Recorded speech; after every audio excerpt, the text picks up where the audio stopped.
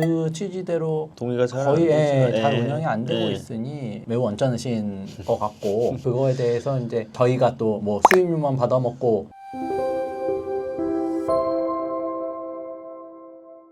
내 커피만큼님 댓글 달아주셨어요. 부담대 채무조정 프로그램을 만들었다면 동의가 아닌 경매를 진행하지 않는다에 초점이 맞춰져야 하지 않을까요? 그러면서 집을 매각해도 매각 전으로 청산가치만큼 갚으라는 것도 말도 안 되는 내 집이 없는데 청산가치 보장 원칙이라뇨. 변호사님들도 수임료만 받지 마시고 이런 법의 구멍은 바꿔달라고 청원하시던가요? 댓글 달아주신 분께서는 개인회생 절차를 진행하게 되면 경매나 이런 이슈 때문에 현실적으로 이제 집을 지키기 어려울 수 있다. 저희가 이제 안내를 드렸는데 주택담보대출 채무제조정 프로그램이라는 기본 취지 자체가 집을 좀 지킬 수 있는 가능성을 주자라는 취지에서 만들어졌는데 그 취지대로 동의가 잘 거의 안 되죠. 잘 운영이 안 되고 있으니 매우 언짢으신 것 같고 그거에 대해서 이제 저희가 또 뭐 수익률만 받아먹고 이런 채무자분들의 권익이라든지 이런 부분들을 좀 등한시한다라고 생각하신 것 같은데 만약에 뭐 이제 그런 모습으로 비춰졌다라고 하면은 저희가 이제 좀 더 노력하겠다라는 말씀을 드리고 네. 다만 이제 요 제도의 취지와 결국에는 채무자 회생법의 규정들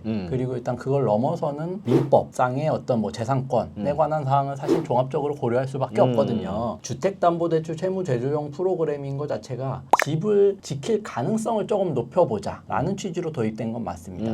다만 경매가 진행되지 않는다, 경매를 못한다에 초점을 맞춰버리게 되면 발생하는 문제점은 뭐냐면 채권자 입장에서도 채무자의 그 재산을 담보로 잡고서 돈을 빌려준 거란 말이죠. 그러면 담보가 있는 것과 담보가 없는 것의 차이는 뭐냐? 담보라는 거는 사실상 이 채무자가 돈을 못 갚았을 때 내가 이 담보물을 청산을 해서 이거에서 돈을 회수해 가겠다는 의미가 강한 거잖아요. 그러면 채권자가 좀 더 강하게 보호받는 목적이 있는 거고 만약에 이 담보물이 없었다라고 하면은 채권자 입장에서는 보다 고율의 이유를 부과했던가 아니면은 안 빌려줬겠죠. 그렇죠. 돈을 안 빌려줬거나 좀 더 적은 금액만 빌려줬겠거나 했을 거란 말이죠. 근데 만약에 이 개인회생을 신청을 해서 주택담보 채무제조정 프로그램을 진행한다는 이유만으로 이 경매 절차를 무제한적으로 막아버린다 라고 하면은 반대로 이거는 이제 채무자의 권리를 지나치게 제한하는 게 돼버리기 때문에 이런 부분들이 제도나 정책을 설계하는 분들 입장에서도 심각하게 좀 고려될 수밖에 없었던 사정이 있다라고 말씀드려야 될 것 같고 이런 것들은 지금 뭐 제도권 하에서도 개선하려는 뭐 그런 움직임들은 있는 것으로 알고 있어요. 다만 이제 현실적으로 채무자분들의 권익이 향상되고 권리가 보호되면 좋겠지만 그에 비례해서 반대로 채권자들의 권리도 존중돼야 되는 측면은 분명히 있기 때문에 양쪽의 측면을 좀 함께 고려해 주시면 좋겠다라는 말씀을 좀 드려야 될 것 같아요. 자, 다음 댓글. 지인에게서 돈을 빌려서 가게를 차렸고 매달 60만 원씩 갖고 있습니다. 어머니께 증여받은 집을 경매로 처분하고 죄송한 마음에 매달 40만 원씩 드리고 있어요. 지인에게 빌린 돈은 통장 내역에 남아 있고요. 회생 절차 신청할 때 위 두 가지 사항 소명하면 변제금이 올라가지는 않을까요? 그리고 개시결정 받고 변제금 납부할 때 지인 돈 60만 원과 어머니께 40만 원 입금해 드리는 걸 계속해도 되는지요? 아니면 개시결정 이후에는 그만 입금해야 하는지요? 꽤나 말씀드려야 될 사항이 많네요. 그렇죠. 예. 일단 어머님께 매월 40만 원씩 드리고 있는 부분 말씀하신 거는 어머니한테 집을 증여를 받으셨는데 그거에 대해서 이제 죄송하니까 계속 드린다라는 거잖아요.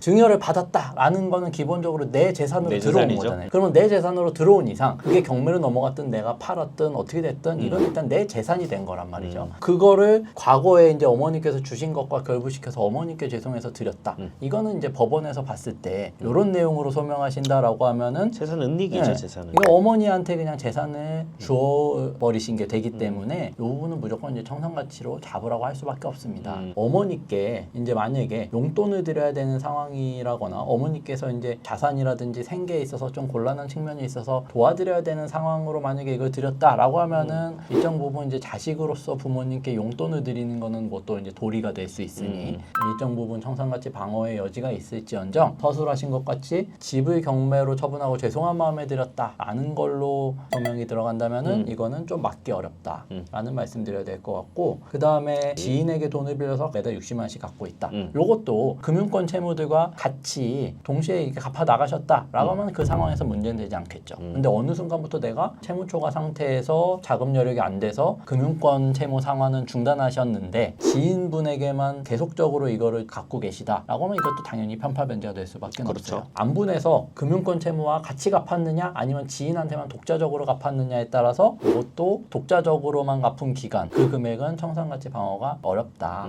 이렇게 정리를 해야 되는 게 맞을 것 같고 그다음에 뭐 개시결정 받고 변제금 납부할 때 요거 입금해 드리는 거 계속해도 되느냐라고 하셨는데 이거는 개시결정 받기 전에도 하시면 안 됩니다. 일단은 개인회생 준비하시거나 채무가 초과돼서 더 이상 갚을 여력이 없는 상황이라고 한다면은 이거는 그 시점부터 일단은 중단하셔야 개인회생 진행하는 데 있어서도 문제가 되지 않는다는 점을 유념하셔야 될 것 같습니다. 다음 댓글 살펴볼게요. 변호사님, 코인 채무로 인해 개인 회생 준비 중이고 네. 최근 채무가 많아서 4개월 정도 성실히 납부 회생 신청할 생각이고 강릉 지원에서 진행해야 합니다. 대출금은 총 5,700인데 회생 신청 시 5,300 정도 예상되고 전부 코인 채무 코인으로 전부 탕진입니다. 대출 전부 올해 대출이라 청산가치 100%까지 예상하여 워크아웃으로 갈아타는 플랜까지 생각 중인데 조언 부탁드립니다. 그 그러네요. 플랜을 잘 해놓고 좀 접근하시는 그런 네, 편이신 네, 것 같아요. 네. 일단은 최근 채무 많아서 4달 정도 성실히 납부 후 진행하신다라고 하는데 이거는 뭐 굳이 추천드리지는 않습니다. 지금 진행하나 4개월 뒤에 진행하나. 최근 채무가 많으면 한 3번은 갚아야 사기죄가 뭐 안 된다. 뭐 이제 이런 낭설들이 많기 때문에 어떤 형사법적으로 봤을 때 변호사들의 시각으로는 뭐 3개월 갚으면 문제가 없다. 이거는 아예 잘못된 개념이죠. 그래서 최근 채무가 많기 때문에 얼마 갚아야 된다라는 거는 크게 고려하실 만한 사항이 아닌 것 같고 요 워크아웃으로 갈아타는 플랜 100% 청산가치 예상하고 계시다. 그래서 워크아웃 갈아타는 플랜을 생각하고 계시다라고 하면은 요거는 회생을 좀 더 그래도 공격적으로 해볼 만한 유인이 된다라고 저는 생각하거든요. 강릉 지원 같은 경우에는 주식 코인 아직도 이제 청산가치에 잡으라고 하잖아요.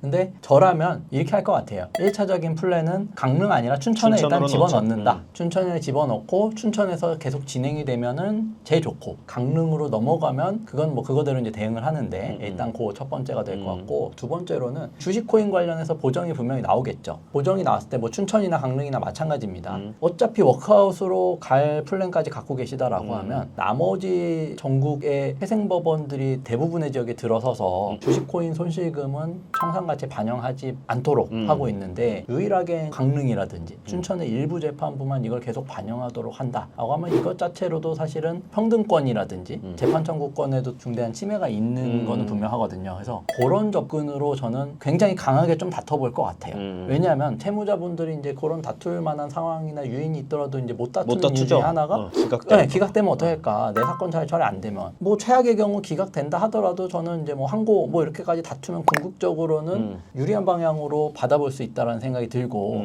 말씀하신 것처럼 워크아웃으로 갈아타는 플랜까지 있으시다라고 하면 만약에 정 잘 안 됐다 하면 워크아웃 그때 갈아타시면 되니까 저는 회생에서 충분히 해보고 싶은 말 다 해볼 수 있는 상황으로 이제 진행할 수 있지 않나 싶은 생각은 듭니다. 도박이 아니고 네. 이제 주식 코인이고 요거 손실금이 청산가치에 반영될 거를 우려하시는 그런 그렇죠. 케이스에서 다른 회생법원 같은 경우는 청산가치 반영하지 않는 실무준칙도 명확하게 존재하기 때문에 유익성 변호사님 말씀하신 것처럼 그냥 어차피 워크아웃 갈 건데 그냥 뒤 없이 싸워 주십시오 하면 오히려 편하죠. 그렇죠. 저희도 저희 입장에서도 이렇게 회생위원하고 싸우는데 아무래도 이게 궁극적인 결과의 기속은 의뢰인한테 가는 거다 보니까 저희로도 강도 조절을 좀 할 수밖에 맞아요. 없잖아요. 근데 의뢰인 어차피 기각되면 워크아웃 갈게요. 괜찮습니다. 시원하게 한번 싸워 주십시오 하면은 아이 뭐 좋죠. 그렇죠. 뭐 저희도 그러면. 뭐 크게 뭐 아쉬울 게 없이 네. 하고 싶은 말 일단 뭐 다 할 수 그렇죠. 있으니까. 네. 오히려 뭐 편하다. 좀 이렇게 보시면 될 것 같고 네. 4개월 갈 거 없이 그냥 바로 진행하시면 될 것 같다. 네. 이렇게 정리할게요. 네. 다음 댓글 가보겠습니다. 개인회생 52회차 중 26회차인데 공공정보 삭제 안 된 이유는 뭘까요? 미납이 있어서일까요? 1년 기준 미납이 아닌 걸까요? 아님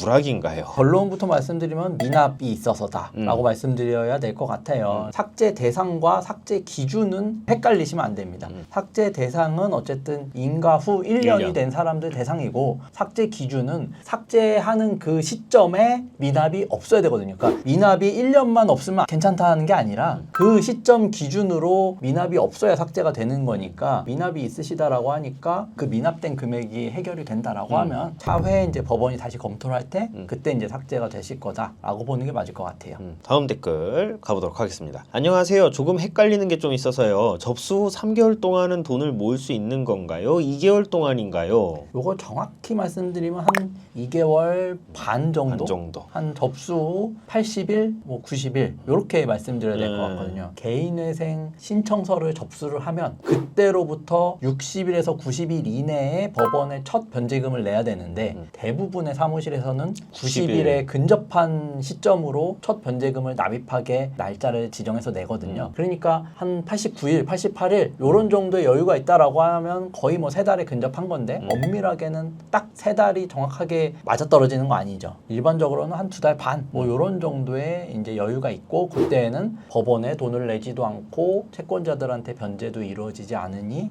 그 기간 동안은 이제 돈을 모으실 수 있다라고 보는 게 맞을 것 같습니다. 다음 댓글 네. 가보도록 할게요. 청당 가로수님 들 10만 원은커녕 100만 원도 많으면 기억이 가물가물한데 10만 원, 10만 원 이상 소명하라는 보전 권고에 대해서 회생위원을 비난을 하시는 글을 달아주셨어요. 지난번에도 인천에서 어느 분께서 자기는 10만 원 이상 사무소 설명하라는 보전 권고가 나왔다. 조건부인가도 받으셨다. 굉장히 이제 어이없어하면서 예, 그거 남겨주셨는데 그쵸 이분 말씀하신 게 맞죠? 네, 말씀을 이제 거치게 표현하셨지만 사실 이제 이런 경우 저희도 뭐 대묻고 싶은 게 회생위원 그럼 당신은 그 당신 거 계좌나 카드 다 소명할 수 있냐? 그렇죠. 솔직히 누가 소명할 수 있습니까? 음식점이나 뭐 술자리에 뭐 한두 번 가더라도 이 금액은 요새는 이제 나올 수 그쵸? 있죠. 예, 오십지 가족들 않게 뭐 식사하고 나올 수 하면 있기 때문에 근데 그거를 뭐 일일이 거슬러서 다 소명하라는 거는 그래서 그때도 이제 말씀드린 게 이거는 뭐 법원에 밉보이거나 의견서로 반박을 하거나 따르지 않아서 보복성 보정이 나온 게 아니냐 말씀을 드린 적이 있는데 이런 불합리한 경우에는 조금 적극적인 대응이 필요가 있지만 현실적으로 또 회생위원이